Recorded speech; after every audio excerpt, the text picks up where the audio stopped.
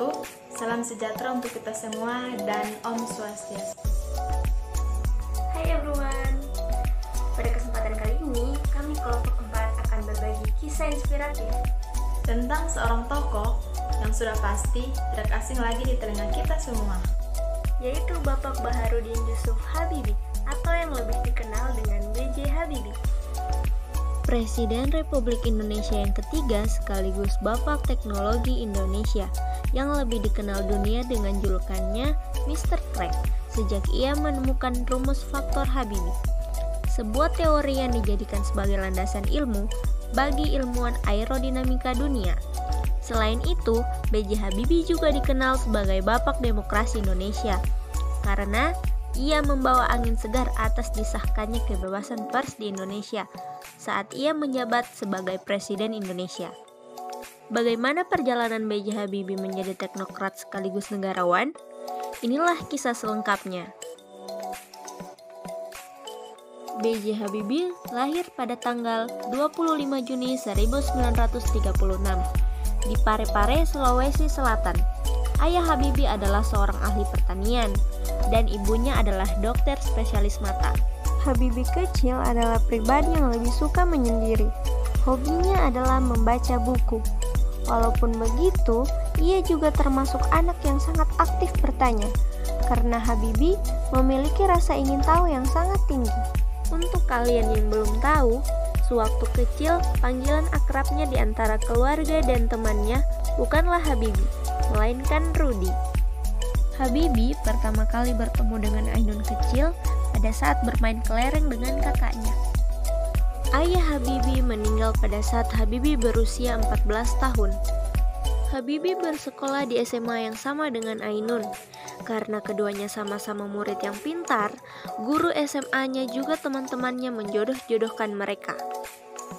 Pada usia 18 tahun, Habibie berkuliah di Institut Teknologi Bandung atau ITB. Namun, hanya 1 semester saja. Sedangkan Ainun muda mengejar mimpinya menjadi dokter dengan berkuliah di Fakultas Kedokteran Universitas Indonesia. 1 tahun kemudian, Habibie berangkat ke Jerman untuk berkuliah di salah satu perguruan tinggi terbaik di Jerman, yaitu RWTH Aachen, atas biaya dari ibunya sendiri. Saat menjalani kuliah di Jerman, Habibie juga aktif berorganisasi. Ia pernah menjadi ketua Perhimpunan Pelajar Indonesia atau yang biasa disingkat dengan PPI. Pada usia 24 tahun, Habibie lulus S1 dan langsung melanjutkan pendidikannya hingga ke jenjang S3. 1 tahun kemudian, ia harus kembali ke Indonesia untuk menikah dengan Ainun di Bandung. Mereka kemudian menetap di Jerman. Di usia 26 tahun, anak pertamanya yang bernama Ilham lahir. Kemudian, di usia 28 tahun, Habibie meraih gelar Doktor Ingenieur dari RWTH Aachen dengan predikat summa cum laude. Di usia yang masih terbilang muda, yaitu 31 tahun, Habibie mendapatkan gelar guru besar dari ITB. Di tahun yang sama pula, anak keduanya yang bernama Tariq lahir. Setelah lulus, B.J. Habibie bekerja di perusahaan penerbangan yang berpusat di Hamburg, Jerman, yaitu Messerschmitt Vogelblom atau MBB, sebagai kepala penelitian dan pengembangan pada analisis struktur pesawat terbang dan kepala divisi metode dan teknologi pada industri pesawat terbang komersial dan militer dari tahun 1965 sampai 1973. Atas kinerjanya yang luar biasa, ia pun dipercaya menjadi Direktur Teknologi di MBB selama 5 tahun, sekaligus penasehat senior di bidang teknologi untuk Dewan Direktur MBB. Dialah satu-satunya orang Asia yang menduduki jabatan nomor 2 di perusahaan pesawat terbang Jerman tersebut. B.J. Habibie dikenal sebagai seorang inovator jenius dari Indonesia yang memiliki sumbangsi besar pada teknologi pesawat terbang dunia. Salah satu kontribusi terbesarnya adalah pada teori perambatan keretakan atau crack propagation. Teori ini digunakan untuk memprediksi titik mulai retakan pada sayap pesawat terbang. Pada teori ini, B.J. Habibie berhasil melakukan perumusan yang sangat mendetail, sehingga perhitungannya dapat posisi sampai ke tingkat atom. Ini adalah penemuan yang sangat besar di dunia penerbangan, sehingga ia mendapatkan julukan Mr. Crack karena penemuan metode teorema dan faktor Habibie tersebut.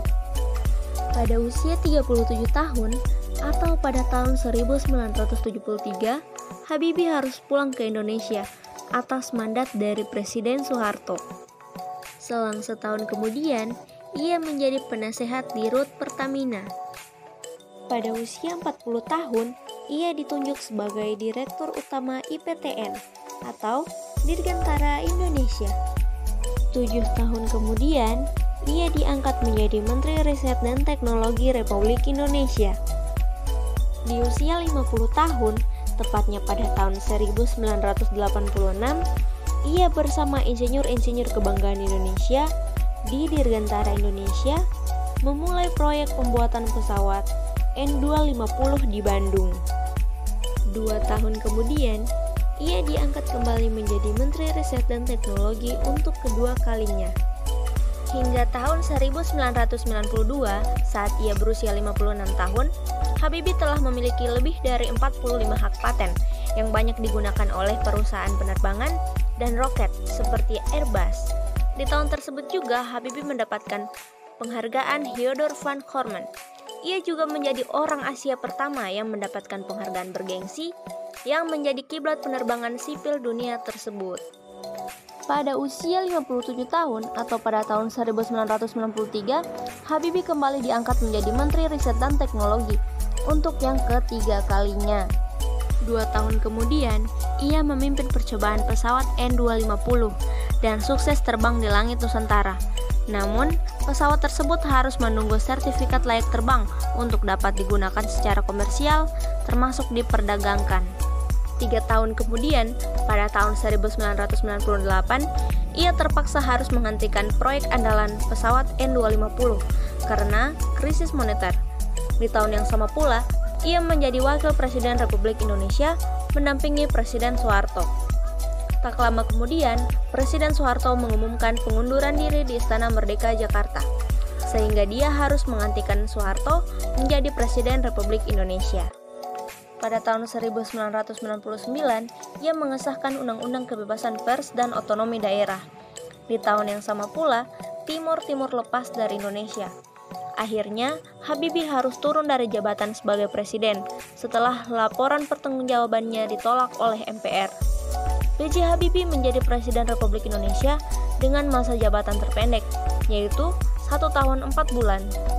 Pada tahun 2010, Ainun meninggal setelah berjuang melawan kanker ovarium stadium 4. Habibie sempat menderita psikosomatik malignan, yaitu suatu kondisi gangguan psikologi yang disebabkan oleh rasa sakit kehilangan orang terkasih, sehingga salah satu solusi sekaligus obat yang ia pilih adalah dengan menulis buku diari. Habibie rutin berziarah ke makam Ainun setiap hari selama 100 hari, juga setelahnya. Pada tahun 2012, kisah cintanya diabadikan dalam film yang berjudul Habibie dan Ainun, yang sukses diperankan oleh Reza Rahadian dan Bunga Citra Lestari. B.J. Habibie meninggal di usia 83 tahun, tepatnya tanggal 11 September 2019 di Jakarta. Ia dimakamkan tepat di samping makam Ainun. B.J. Habibie mengajarkan kepada kita bahwa keberhasilan bukanlah milik orang yang pintar, tapi milik mereka yang senantiasa berusaha. So, tetap semangat dan harus optimis ya. Lelah boleh, menyerah jangan.